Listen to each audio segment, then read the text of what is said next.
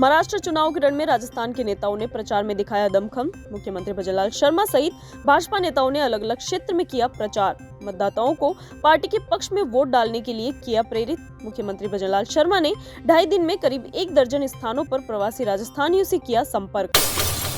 मौसम में परिवर्तन, रात के साथ दिन में भी गिरने लगा पारा। राजधानी में बीती रात इस सीजन की रही सबसे ठंडी रात।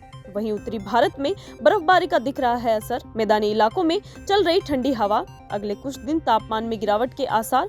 सिक्कर, फतेहपुर और माउंट आबू में 10 डिग्री से नीचे गिरा पारा।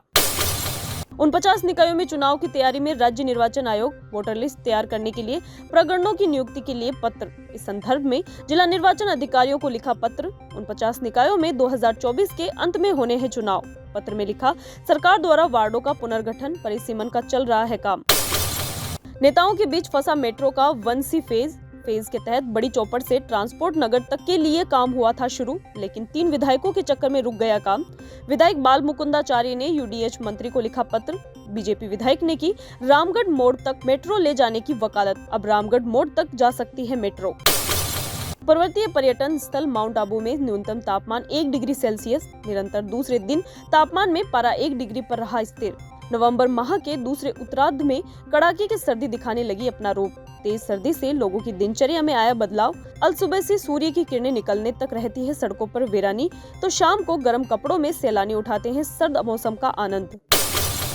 वासुदेव देवनानी ने देखी जापान की संसद। विधानसभा अध्यक्ष वासुदेव देवनानी के विदेश दौरे का आखिरी दिन। विदेशी धरती पर भारतीय महापुरुष को नमन। महात्मा गांधी की प्रतिमा पर किया देवनानी ने नमन। जापान की संसदीय व्यवस्थाओं की जानकारी ली। आज जयपुर लौटेंगे देवनानी। राज्य स्तरीय कला उत्सव 2024 में नृत्य प्रतियोगिता में प्रथम स्थान पर रही जालोर की बालिकाएं। दिल्ली में होने वाली राष्ट्रीय स्तरीय प्रतियोगिता में राजस्थान का करेगी प्रतिनिधित्व।